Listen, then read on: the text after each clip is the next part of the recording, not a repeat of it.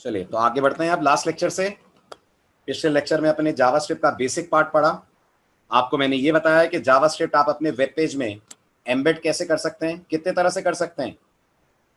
One is good internal, another one is external. अपन ने last lecture में जो तरीका पढ़ा था that was internal way of adding JavaScript to your code, right. एक बार फिर उस एग्जांपल को हम डिस्कस कर लेते हैं।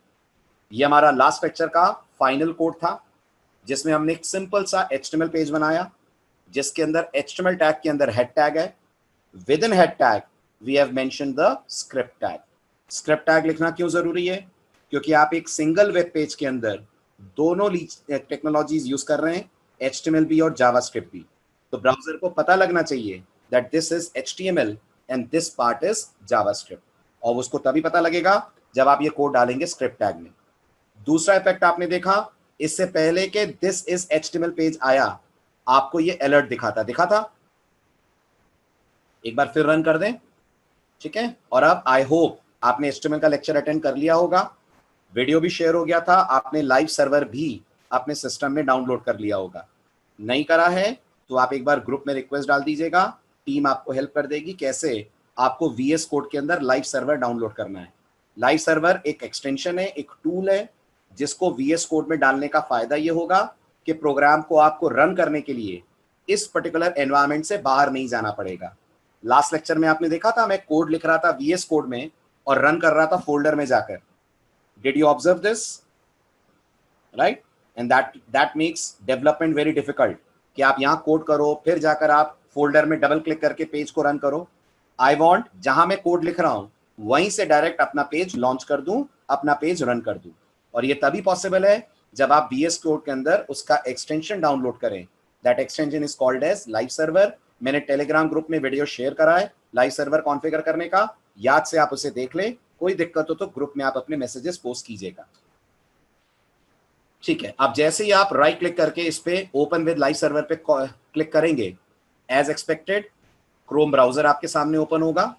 And with in Chrome browser आप देख सकते हैं, लास्ट लेक्चर में भी हमने देखा था, इससे पहले कि हमें मैसेज मिल रहा है ऑटोमेटिकली हमारे सामने ये पॉपअप आ रहा है। तो ये पॉपअप पहले आ रहा है, मैसेज आपको मिल रहा है बाद में। Are you getting this? Right. अब अगर मैं इस स्क्रिप्ट टैग को यहां से हटा देता हूं और बॉडी के लास्ट में पेस्ट कर देता हूं तो अब क्या होगा बताइए? What will happen now? Good. अब H1 वाला पेज या H1 वाला पार्ट पहले रन होगा और आप देखेंगे जो जावास्क्रिप्ट में आपने कोड लिखा हुआ है वो कोड इस H1 के बाद रन होगा। बट ध्यान दीजिएगा क्योंकि आप क्रोम यूज कर रहे हैं, यहां जैसे ही आप आएंगे आपको अभी भी आउटपुट में कोई चेंज नहीं दिखेगा। उसका सिंपल सा रीजन ये है कि क्रोम अलर्ट को सबसे पहले दिखाता है। ऐसा नहीं है कि उसने H1 चलाया नहीं है, उसने चला दिया है, बट क्रोम का जो JS इंजन है, क्या उसका नाम, क्रोम के JS इंजन का नाम क्या है? V8। वो इस अलर्ट को आपको पहले दिखा देता है। इसलिए आप हो सकता है कंफ्यूज हो रहे हुए देखकर कि सर फर्क क्या पड़ा, H1 वाला पार्ट तो अभी भी बाद में दिख रहा है। फर्क जानने के लिए अपन इसी पेज को रन करते हैं इनसाइड फायरफॉक्स। देखिएगा फायरफॉक्स आपको एक्चुअल चीज दिखाएगा। सो आई एम ओपनिंग फायरफॉक्स और यही पर्टिकुलर पेज फायरफॉक्स में अपन ओपन कर रहे हैं, ठीक है। अब देखिए बैकग्राउंड में आपको दिख रहा है दिस इज HTML पेज। आया समझ? तो इसका ये मतलब नहीं है कि हमारा HTML वाला कोड चला नहीं था क्या क्रोम में, बिल्कुल चला था। आप अगर कोई कोड लिखते हैं तो H1 टैग के ऊपर ऑपरेट करता तो वो कोड सक्सेसफुली रन होता। सिर्फ अलर्ट के कारण, अलर्ट बॉक्स के कारण क्रोम बाय डिफॉल्ट मैसेज पहले दिखा रहा है और पेज के कंटेंट्स आपको बाद में दिख रहे हैं। Are you getting this? है ना? इसके बाद अब आप ओके करेंगे और इसी फायरफॉक्स में आप इस कोड को रन कीजिए। ऐसा भी नहीं है कि फायरफॉक्स कुछ और करेगा, रन कीजिए। यहां कर रिफ्रेश करिए फायरफॉक्स को, चेक करिए अलर्ट पहले आ रहा है और H1 वाला पार्ट नहीं आ रहा है ना? तो छोटी छोटी चेंजेस हैं वो रहेंगे क्योंकि आपको मैंने डे 1 पे कहा था कि जावास्क्रिप्ट का इंजन वो कंपनी नहीं बना रही है जो जावास्क्रिप्ट के स्टैंडर्ड्स बना रही है। कौन बना रही है JS के स्टैंडर्ड्स? एक्मा। लेकिन ये जो इंजन्स बन रहे हैं ये ब्राउजर टू ब्राउजर थोड़ा बहुत डिफरेंस आपके कोड के एग्जीक्यूशन में लाएंगे। इसलिए बेटर है आप अपने कोड को दोनों ब्राउजर में रन करके देखें, तब आप फाइनली डिसाइड करें what behaviour you are getting. हालांकि बहुत ज्यादा डिफरेंस नहीं आएगा ब्राउजर्स के बिहेवियर में। जितने मॉडर्न ब्राउजर हैं, छोटे मोटे डिफरेंस को छोड़ दें तो उनका ऑलमोस्ट बिहेवियर सेम है। आगे बढ़ें, यहां तक का पार्ट क्लियर हुआ? राइट, सो दिस वाज, अब मैं फायरफॉक्स बंद कर दे रहा हूं, आगे will be using Chrome only. Right, तो अब ये जो आपने देखा, दिस वाज इंटरनल जावास्क्रिप्ट, जिसमें आपने अपने HTML पेज के अंदर ही जावास्क्रिप्ट के कोड को डाल दिया है। याद रखिएगा, एज अ बिगिनर JS सीखते वक्त आप ऐसा कर सकते हैं, बट अगर हम डेवलपमेंट की बात करें, इंडस्ट्री स्टैंडर्ड्स की बात करें, नो वन रिकमेंड्स कि आप जावास्क्रिप्ट का कोड HTML के साथ क्लब करें। इट्स ऑलवेज गुड आप जावास्क्रिप्ट फाइल अलग बनाएं, HTML फाइल अलग बनाएं और HTML और जावास्क्रिप्ट को कनेक्ट कर दें। जब आप जावास्क्रिप्ट फाइल अलग बनाएंगे, सेपरेट बनाएंगे, तो उसे हम बोलेंगे एक्सटर्नल जावास्क्रिप्ट फाइल, और ये जो आप देख रहे हैं ये इंटरनल एम्बेडिंग कहलाएगी। दोनों पॉइंट्स क्लियर हुए? राइट, तो अब हम एक एक्सटर्नल JS फाइल बनाते हैं। कैसे बनाएंगे आप? ठीक है, बनाने के लिए आप ऊपर लास्ट लेक्चर में ही नोटिस करिए, मैंने आपको एक कहा था ये हमारे पास शॉर्टकट्स आते हैं। ठीक है, लेफ्ट साइड पे देखिएगा जहां मेरा माउस का पॉइंटर है, इस पे क्लिक करिए, आपसे फाइल का नाम पूछा जाएगा। इस बार नाम जो देना है दें, but extension compulsorily must be .js। नाम जो भी देना है चलेगा, बट एक्सटेंशन .js होना चाहिए। तो मैंने नाम दिया app.js। जैसे ही आप app.js देंगे, एक ब्लैंक जावास्क्रिप्ट फाइल आपके सामने आएगी, जिसमें आप अपना ये वाला कोड पेस्ट कर दें। किसके बिना? जल्दी बताइए, किसके बिना? स्क्रिप्ट टैग के बिना। स्क्रिप्ट टैग JS पेज में नहीं जाता है, वो यही रहेगा। ये कोड यहां से हट जाएगा and this code will go inside app.js। Code visible है आपको? Can you see this? ठीक है, बट अगर अब आप पेज रन करेंगे तो कुछ होगा नहीं, कोई आउटपुट आपको related to this alert message नहीं मिलेगा। कैसे? रीजन आपने ये नहीं बताया ब्राउजर को, ठीक है, वो पिछला वाला था, ये आपने नहीं बताया ब्राउजर को कि आपको इस पर्टिकुलर JS पेज को रन करना है। अगर आप क्लोजली ऑब्जर्व करें, चेक करिए, अगर मैं रिफ्रेश करता हूं, देख रहे हैं, तो मुझे अलर्ट नहीं मिल रहा है। राइट, क्यों नहीं मिल रहा है? क्योंकि आपने इन्फॉर्म नहीं करा कि आपका कोड app.js में चला गया है। इन्फॉर्म करने के लिए स्क्रिप्ट टैग ही लिखते हैं और उसका एक एट्रीब्यूट यूज करते हैं जिसका नाम होता है SRC, और SRC में आप मेंशन करेंगे app.js। Are you getting this? समझ आ रहा है? अब आप सेव करिए। जैसे ही सेव करेंगे, क्रोम दिखाएगा आपको पहले आपका alert, and after that you will get the message this is HTML page. हम थ्रू आउट द कोर्स इसी प्रैक्टिस को फॉलो करेंगे कि हम अलग .js बनाएं और HTML पेज के साथ उसको SRC के थ्रू लिंक करें। ब्राउजर नहीं, JS इंजन, रजत, JS इंजन फॉलो करता है। बिल्कुल बिल्कुल वृष्टि, यहां भी सेम चीज होगी। अगर आपने स्क्रिप्ट टैग को नीचे लिखा तो यहां भी अलर्ट वाला कोड आपके वेब पेज के लोड होने के बाद आएगा। हुआ क्लियर? इसमें कुछ नहीं फर्क पड़ रहा है, बस डिजाइन का तरीका अलग है, बाकी the way code is executed remains same. चाहे आप यहां JS का कोड लिखें इनसाइड HTML, चाहे आप एक्सटर्नल फाइल में लिखें। Is it clear? ठीक है, अब एक और इंपॉर्टेंट बात, आप अगर चाहें तो दोनों टेक्निक्स को मर्ज भी कर सकते हैं। दोनों को मर्ज कर सकते हैं मतलब कुछ कोड आप डालते हैं app.js में, कुछ कोड आप रखते हैं अपने .html में। ऐसा भी आप कर सकते हैं, बस इसमें स्टूडेंट्स गलती क्या करते हैं वो देखिए। उन्हें लगता है 2 अलर्ट जनरेट कराने हैं मुझे, एक वहां से और एक यहां से, तो मैं यहां से एक अलर्ट और जनरेट कराता हूं by writing good evening everyone. अब मुझे बताइए, अगर सब कुछ ठीक है तो हमें 2 मैसेज मिलने चाहिए ना। एक मिलना चाहिए वहां वाला which is welcome to JavaScript, एक मिलना चाहिए good evening everyone. Let's check that out. मिल रहा है आपको वेलकम टू जावास्क्रिप्ट? मिल रहा है। फिर मैंने ओके करा, हमारा वाला मैसेज ही नहीं आया। इसका रीजन ये है, जब आप 2 स्क्रिप्ट टैग्स, जब आप 2 JS कोड्स लिखते हैं तो आपको स्क्रिप्ट टैग उनके अलग करने होंगे। You cannot merge external JS with internal JS. Everyone is getting this point? You cannot merge external JS with internal JS. So what can be done? आप इस alert को यहां से हटाओ, cut it, यहां एक और script tag लिखो, and you can write as many script tags as you want. जितने चाहें आप उतने script tags लिख सकते हैं, और फिर इसके अंदर अपना alert message पेश कीजिए. अब चलाइए. Right? Welcome to JavaScript, followed by good evening everyone. Clear हुआ? वैसे आप ऐसा बहुत रेयर करेंगे, ऐसा जनरली करेंगे नहीं आप, या तो आप इंटरनली पे काम करेंगे, एक्सटर्नल पे करेंगे, बट स्टिल पता होना चाहिए आपको, एक स्क्रिप्ट टैग के अंदर आप या तो इंटरनल कोड ही लिख सकते हैं या एक्सटर्नल जेएस को लिंक कर सकते हैं. शैल आई प्रोसीड? यहां तक क्लियर हुआ सब? डन? चलिए अब आगे बढ़ते हैं, नेक्स्ट पॉइंट्स करते हैं डिस्कस. तो लोकल एम्बेडिंग हो गई, सब कुछ हो गया. अब आते हैं नेक्स्ट इंपॉर्टेंट पार्ट पे. अभी बताइए, आप सब ने C++ पढ़ी है? पढ़ी होगी, राइट? वहां सी आउट होता है, पहले भी अपनी बात हुई थी, राइट? क्या होता है C++ में सी आउट? वेरी गुड, एक प्री डिफाइंड ऑब्जेक्ट होता है. मतलब आप बनाते हैं कि आपको लैंग्वेज की तरफ से मिलता है, कंपाइलर की तरफ से मिलता है. यस, आपको कंपाइलर की तरफ से मिलता है. बिल्कुल ऐसे जावास्क्रिप्ट इंजन भी आपको कई सारे ऑब्जेक्ट्स बना के देता है. आई रिपीट, बिल्कुल ऐसे जावास्क्रिप्ट इंजन भी आपको कई सारे ऑब्जेक्ट्स बनाकर देता है.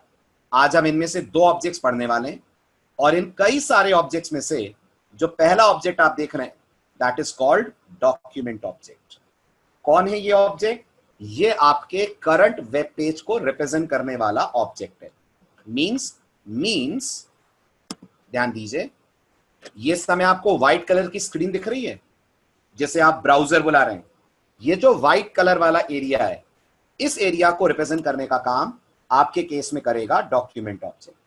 तो अगर आप डॉक्यूमेंट ऑब्जेक्ट से कुछ लिखेंगे तो बजाय इसके कि वो आपको पॉपअप में दिखे, गेस करिए वो कहां दिखेगा? जो आपको पॉपअप में दिख रहा था, गेस करिए वो कहां दिखेगा? वो आपको इस वेब पेज के अंदर दिखेगा, या वो आपको टेक्स्ट इस वेब पेज के अंदर दिखेगा. HTML के पहले के HTML के बाद में? फिलहाल HTML के पहले. फिलहाल पहले, क्योंकि हमने जो कोड लिखा हुआ है वो HTML यानी बॉडी टैग के ऊपर लिखा हुआ है. अब सवाल आता है, हम डॉक्यूमेंट से लिखवाते कैसे? डॉक्यूमेंट तो एक ऑब्जेक्ट है, वो लिखेगा कैसे हमारे वेब पेज? तो क्या जावास्क्रिप्ट ऑब्जेक्ट ओरिएंटेड मैकेनिज्म समझती है? जावास्क्रिप्ट को ऑब्जेक्ट ओरिएंटेड कॉन्सेप्ट समझ में आते हैं? बिल्कुल आते हैं, राइट? इस डॉक्यूमेंट ऑब्जेक्ट के पास जावास्क्रिप्ट ने एक मेथड रखा है. गौर करिए, मेथड बोल रहा हूं. मेथड है मतलब डॉट लगा के एक्सेस होगा, क्योंकि डॉक्यूमेंट एक ऑब्जेक्ट है, और मेथड का नाम है जावास्क्रिप्ट में राइट. तो अगर आपको वाया डॉक्यूमेंट ऑब्जेक्ट अपने वेब पेज पे कुछ भी लिखना है तो आप लिखेंगे डॉक्यूमेंट डॉट राइट. क्या होगा इसका असर? आपके वेब पेज पे आपका टेक्स्ट हो जाएगा डिस्प्ले, राइट? जैसे अगर आप जावा के बैकग्राउंड से हैं तो वहां प्रिंटलन कॉल करते हैं आप. प्रिंटलन वहां एक मेथड होता है, system dot out dot println. जैसे जावा में प्रिंटलन होता है, जैसे C++ में सी आउट अवेलेबल होता है, ऐसे JS हमें अवेलेबल कराती है डॉक्यूमेंट डॉट राइट. ठीक है, अब ये पूरा सिंटेक्स लिखा है मैंने आपके सामने. इसमें डॉक्यूमेंट कौन है? Everyone please tell me. Document is a predefined object. Document एक ऑब्जेक्ट है, और राइट कौन है? Write is a method. तो हम डायरेक्ट राइट नहीं बोल सकते. क्या हम सीधे राइट नहीं बोल सकते? नहीं बोल सकते. मेथड है ये, फंक्शन नहीं है. आई होप आप फंक्शन और मेथड में फर्क जानते होंगे. फंक्शंस वो होते हैं जो बगैर ऑब्जेक्ट के कॉल हों. जैसे सी में बोले तो printf, scanf, clr, scr functions हैं. मेथड्स वो होते हैं जो ऑब्जेक्ट के थ्रू कॉल होते हैं. Write is not a function, write is a method. So we need to write document dot write. हुआ क्लियर? समझ आ रहा है? राइट. अब बात करते हैं डॉक्यूमेंट डॉट राइट का सिंटेक्स क्या है. ये तो हमने समझा डॉक्यूमेंट डॉट राइट है कौन. तो स्लाइड देखिए, स्लाइड आपको सिंटेक्स बता रही है. अगर आप डॉक्यूमेंट डॉट राइट यूज करना चाहते हैं तो आप कहेंगे document dot write parenthesis open और जो भी आपको टेक्स्ट प्रिंट करना है वो आप इसको टेक्स्ट दे दीजिए, ये एज इट इज उस टेक्स्ट को ब्राउजर के पेज, ब्राउजर की विंडो पे शो कर देगा। सीधे प्रैक्टिकल आते हैं, स्लाइड में भी डेमो आपके सामने है, उसका भी आउटपुट आप देख सकते हैं और मैं आपको प्रैक्टिकल भी दिखा रहा हूं। तो नोटिस करिए जो वेलकम टू जावास्क्रिप्ट कोर्स आपको लिखा हुआ दिख रहा है, this message welcome to JavaScript course is coming from document.write। नहीं प्रतीक, अलर्ट भी अपने आप में एक मेथड है, वेरी गुड क्वेश्चन, बट वो मेथड विंडो ऑब्जेक्ट का है और विंडो जावास्क्रिप्ट का डिफॉल्ट ऑब्जेक्ट होता है। प्रतीक थोड़ा सा टेक्निकल जवाब दिया मैंने, आपको समझ आया? अलर्ट पहली नजर में सबको यही लगता है कि अलर्ट फंक्शन होगा क्योंकि अलर्ट के साथ डॉट नहीं आ रहा है। एक्चुअल में जावास्क्रिप्ट में एक ऑब्जेक्ट और है जिस ऑब्जेक्ट का नाम विंडो ऑब्जेक्ट है। ये ऑब्जेक्ट जावास्क्रिप्ट का डिफॉल्ट ऑब्जेक्ट होता है और आपको इस ऑब्जेक्ट के मेथड्स इस ऑब्जेक्ट का नाम लिए बगैर कॉल करने का मौका जावास्क्रिप्ट की तरफ से मिलता है। इसलिए अलर्ट का एक्चुअल सिंटेक्स बताइए प्रतीक क्या होगा? अगर आपको मेरी बात समझ आ रही है तो अलर्ट का एक्चुअल सिंटेक्स क्या है? अलर्ट का एक्चुअल सिंटेक्स है विंडो डॉट अलर्ट, लेकिन ब्राउजर्स ने विंडो डॉट ऑप्शनल करा हुआ है, कारण विंडो यहां का डिफॉल्ट ऑब्जेक्ट है। Prateek doubt solve, right? So actual में अलर्ट फंक्शन नहीं है, you can never say alert is a function, alert is also a method but it belongs to window object. आगे बढ़ू, चलिए अब जो बताया आपको उसका प्रैक्टिकल देखते हैं। अब मैं ये वाला पार्ट हटा रहा हूं, राइट? एक्सटर्नल जेएस में जाता हूं और मैं एक्सटर्नल जेएस के अंदर जाकर ये अलर्ट हटाकर बस welcome to JavaScript document dot write में लिख देता हूं। Document dot write parenthesis and I am writing my message which is welcome to JavaScript. अब अगर आप वेब पेज पे आकर देखें तो चेक करिए, आपको वेलकम टू जावास्क्रिप्ट पहले दिख रहा है?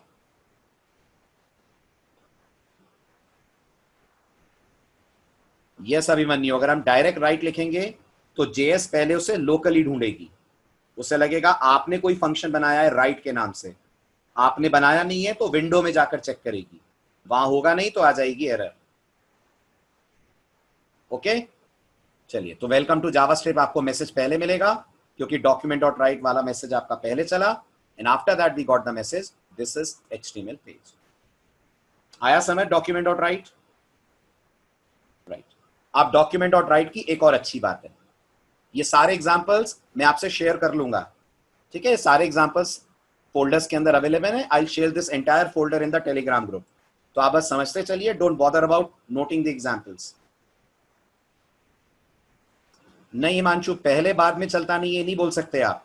आपने स्क्रिप्ट टैग जहां लिखा है उसके हिसाब से डिसाइड होगा। देखो चलो, अब मैं स्क्रिप्ट टैग को नीचे लगा देता हूं। अब बताओ हिमांशु, मुझे कहां मिलेगा welcome to JavaScript? This is HTML के पहले कि दिस इज एचटीएमएल के बाद में? अब मुझे दिस इज एचटीएमएल के बाद में मिलेगा, चेक करिए। तो ये गलत है कहना कि स्क्रिप्ट एक्सटर्नल जेएस पहले चलती है, वो चल इसलिए रही है क्योंकि आपने स्क्रिप्ट टैग पहले लगाया है। Everyone is getting this difference? समझ रहे हैं सब लोग इस बात को? एक्सटर्नल इंटरनल में कुछ नहीं है, यहां पर स्क्रिप्ट टैग की पोजीशन डिसाइड करती है, जेएस का कोड एचटीएमएल से पहले चलेगा कि जेएस का कोड एचटीएमएल के बाद में चलेगा। आ रहा है समझ? शैल आई प्रोसीड? गुड, तो मैं स्क्रिप्ट टैग को वापस ऊपर पहुंचा दे रहा हूं, ठीक है? Now let's move to the next part. अब ये वाला पार्ट आपको मैं 2 मिनट बाद बताता हूं, पहले आप डॉक्यूमेंट डॉट राइट का एक और अच्छा फीचर देख लें। डॉक्यूमेंट डॉट राइट में एक और अच्छी बात यह है, आप इसे प्लेन टेक्स्ट ही नहीं एचटीएमएल के टैग्स भी दे सकते हैं, और जो आप इसको देंगे वाया एचटीएमएल, ये उस पर्टिकुलर एचटीएमएल कोड को रन करके उसका आउटपुट पेज पे प्रिंट करेगा। समझने वाली बात यह है कि अगर आपने इसको हेडिंग दी तो ये हेडिंग प्रिंट नहीं करेगा, हेडिंग का इफेक्ट दिखाएगा। या आपने बी टैग लगाया, बी याद है एचटीएमएल में? बी टैग याद है? बी फॉर बोल्ड, हालांकि अब डेप्रिकेट हो गया है, बोल्ड की जगह हम यूज कर सकते हैं या करना चाहिए स्ट्रॉन्ग टैग। तो अगर आप स्ट्रॉन्ग के अंदर अपना मैसेज लिखेंगे तो बाकायदा आपको आउटपुट ये बोल्ड में दिखाएगा। That means document dot right को HTML समझ में आती है। जो भी HTML आप इसको देंगे ये उसके हिसाब से वेब पेज पे आउटपुट शो करेगा। ठीक, इसका भी प्रैक्टिकल देखिए आप। तो मैंने app.js में जाकर वेलकम टू जावास्क्रिप्ट के पहले लगा दिया स्ट्रॉन्ग, और वेलकम टू जावास्क्रिप्ट के बाद में भी लगा दिया स्ट्रॉन्ग। HTML में आपको याद होगा टैग्स का ओपनिंग क्लोजिंग देते हैं। कुछ टैग्स ऐसे होते हैं जिनका ओपनिंग क्लोजिंग दोनों देना होता है, स्ट्रॉन्ग उनमें से एक है। तो strong requires both opening and closing.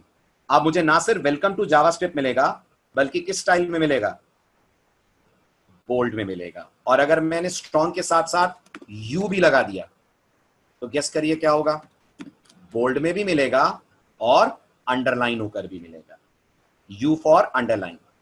तो चेक करिए आपका वेलकम टू जावास्क्रिप्ट बोल्ड भी हो गया है और अंडरलाइन भी आ गई है, all because document dot right understands HTML।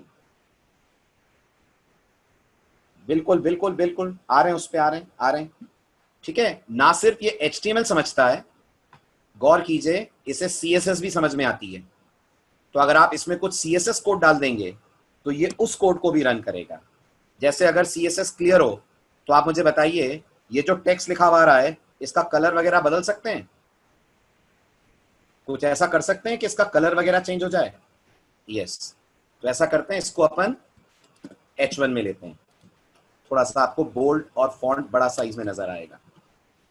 And I want ये जो वेलकम टू जावास्क्रिप्ट है ये एक डिफरेंट कलर में आए। अभी ब्लैक में आएगा, अगर अभी रन करूं तो फॉन्ट बड़ा हो जाएगा। H1 टैग के हिसाब से कितना होता है H1 का फॉन्ट, 32 पिक्सल्स। 32 पिक्सल्स का फॉन्ट हो गया है, बोल्ड हो गया है क्योंकि आपने H1 यूज करा है। अब मैं चाहता हूं इसमें कलर भी डालूं मैं, तो अगर आपको CSS याद हो तो हम यहां पर style tag style attribute use कर सकते हैं। स्टाइल एट्रीब्यूट में if you remember colour change करने के लिए भी राइट कलर कोलन, आप अपना कलर दे दीजिए, मैंने दे दिया रेड। सेव करिए इसको। ना सिर्फ हमें वेलकम टू जावास्क्रिप्ट मिलेगा बल्कि the colour of that text will be change to red. हालांकि हम ऐसे CSS यूज नहीं करेंगे JS में, है ना। CSS यूज करना JS में एक अलग तरीके से हम पढ़ेंगे, वो आगे आप सीखोगे। बट अभी इतना समझ लीजिए डॉक्यूमेंट डॉट राइट को प्लेन टेक्स्ट भी समझ में आता है, HTML भी क्लियर है उसको, और CSS वाला पार्ट भी वो रन कर देगा। क्लियर हुआ? बिल्कुल, HTML CSS दोनों चल सकते हैं। आगे बढ़ूं? बस JS को रन करेंगे तो मैं समझा नहीं गौरव, खाली JS को कैसे रन करेंगे अपन, क्या कहना चाह रहे हैं? बस इसको रन करूं? देखो मेरे पास ऑप्शन ही नहीं है, कैसे रन करेंगे इसको? Am I getting run on live server option? नहीं मिल रहा ना, आप चेक करिए, आईडी ने ऑप्शन हटा दिया है। JS का कोड ब्राउजर में विदाउट HTML सपोर्ट नहीं रन होगा, Node.js में रन हो जाएगा, यहां नहीं होगा। Node.js में हो जाएगा। Node.js इज डिफरेंट ना, Node.js is server environment.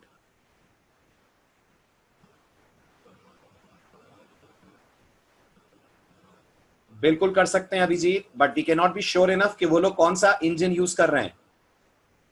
W3 schools जो आपको देते हैं ट्राई, बहुत सारी वेबसाइट्स देती हैं, but we can not be sure enough उनका इंजन कौन सा है। तो एक बार आप चेक कर लेना, V8 अगर वो यूज कर रहे होंगे तो आपको आउटपुट्स वगैरह सब क्रोम जैसे ही मिलेंगे। सुमित यू मतलब अंडरलाइन, हाँ ये मैं हटा रहा हूं, वो गलती से लग गया है, सॉरी, वो यू नहीं आना चाहिए। अंडरलाइन वैसे भी नहीं आ रही थी, आपने देखा होगा, मैंने ओपनिंग मिस कर दिया था बाय मिस्टेक। यू हटा दीजिए, यू की हमें जरूरत नहीं है। We are simply typing H1 और हमें पूरा टेक्स्ट H1 के हिसाब से और CSS के हिसाब से मिलेगा। आगे बढ़े, क्लियर हुआ? चलिए अब एक बहुत जरूरी बात, मैं आपको स्लाइड में कुछ पढ़ने को कह रहा हूं, पढ़िए, पढ़ लेंगे तो डन लिखिएगा चैट विंडो में, फिर अपन कम्युनिकेशन स्टार्ट करते हैं। ये डॉक्यूमेंट डॉट राइट के बारे में कुछ बहुत इंपॉर्टेंट बात बोली जा रही है, पढ़िए क्या बोला जा रहा है, पढ़ लें तो डन लिखिएगा।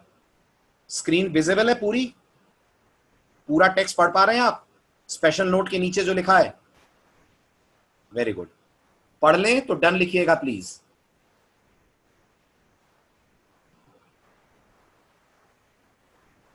पढ़ लिया? Very good. Now can you tell me ये क्या कहा जा रहा है? What is this paragraph trying to convey? Good.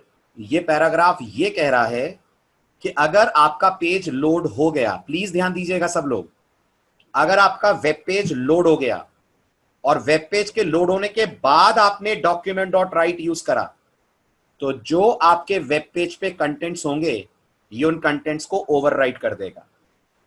दोबारा सुनिए, अगर आपका वेब पेज लोड हो गया और वेब पेज लोड होने के बाद डॉक्यूमेंट डॉट राइट चला, तो ये पेज पे जो दिख रहा होगा पूरे कंटेंट्स को ओवरराइट कर देगा। मैं आपको पहले थ्योरेटिकली समझाता हूं मैं क्या कह रहा हूं, फिर आपको इसका प्रैक्टिकल दिखाता हूं। इमेजिन करिए हमने एक वेब पेज बनाया जिस पे एक बटन रखा। बटन ला सकते हैं HTML से? क्या HTML हमें बटन देने देगी वेब पेज पे? डेफिनेटली। तो मैंने मान लीजिए एक बटन जनरेट करा यहां पर, क्लिक मी। फाइन। जैसे ही इस पे क्लिक करते हैं मैं डॉक्यूमेंट डॉट राइट कॉल करता हूं। कैसे करते हैं वो छोड़ दीजिए, वो हम पढ़ेंगे आगे जावास्क्रिप्ट पे जब हम पढ़ेंगे event handling. Don't bother about syntax, just try to concentrate on the behaviour.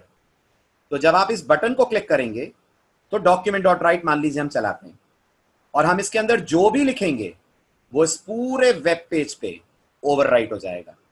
That means अगर मैं मान लूं इस वेब पेज पे हेलो लिखा हुआ है और मैंने डॉक्यूमेंट डॉट राइट में हाय लिखा है, तो बताइए बटन क्लिक के बाद क्या आएगा? हेलो हाय दोनों? नहीं, सिर्फ हाय आएगा। और ये बटन बचेगा कि ये बटन भी हट जाएगा? ये बटन रहेगा कि ये बटन भी हट जाएगा? बटन भी हट जाएगा। बटन भी तो वेब पेज में ही आ रहा है, पूरा वेब पेज ओवरराइट हो जाएगा। यूं मान लीजिए जैसे स्क्रीन क्लियर हो गई है और बस एक वर्ड आपको दिखेगा जो आपने डॉक्यूमेंट डॉट राइट में लिखा है, हाय। इसलिए किस गलती से बचना है? वेब पेज लोड होने के बाद कभी भी डॉक्यूमेंट डॉट राइट नहीं चलाना है। हालांकि अभी आपको नहीं आता है पेज लोड होने के बाद डॉक्यूमेंट डॉट राइट कैसे चलाएंगे, वो हम सीखेंगे इवेंट हैंडलिंग में, वो आप आगे देखेंगे। राइट? अभी के लिए याद रखो, document dot right page loading के टाइम पे चलेगा तो अलग करेगा काम, लोड होने के बाद चलेगा तो काम अलग करेगा। अब मैं आपको उसका डेमो दिखा रहा हूं, देखिए ध्यान से।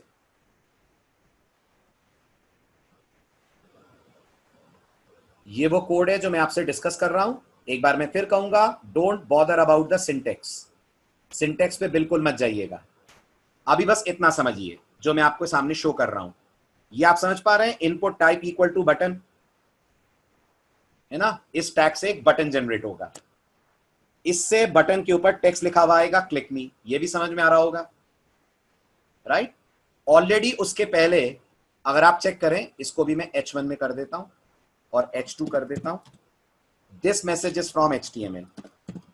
तो अगर आप इतना पार्ट देखें तो आप समझ पा रहे हैं प्रोग्राम का आउटपुट क्या आएगा जितना समय स्क्रीन पे शो हो रहा है? बिल्कुल समझ पा रहे होंगे। बस थोड़ी सी बेसिक HTML आपको याद होनी चाहिए। होगा ये कि आपका वेब पेज जनरेट होगा, वेब पेज पे आपको दो चीजें दिखेंगी। पहली चीज आपको दिखेगी this message is from HTML, उसके नीचे एक बटन दिखेगा, बटन पे लिखा होगा क्लिक मी। इतना क्लियर है? फाइन। अब जब आप इस बटन पे क्लिक करेंगे तो हमारा प्रोग्राम एक फंक्शन कॉल करेगा। ठीक, कहां दिख रहा है कि फंक्शन कॉल हो रहा है?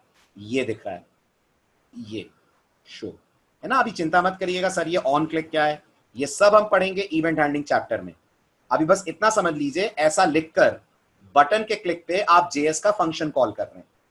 दैट मीन्स अगर आपने लास्ट लेक्चर मिस ना करा हो तो मुझे बताइए, अब ये जो कोड हमने लिखा है ये पेज लोडिंग के वक्त तो नहीं चलेगा ना?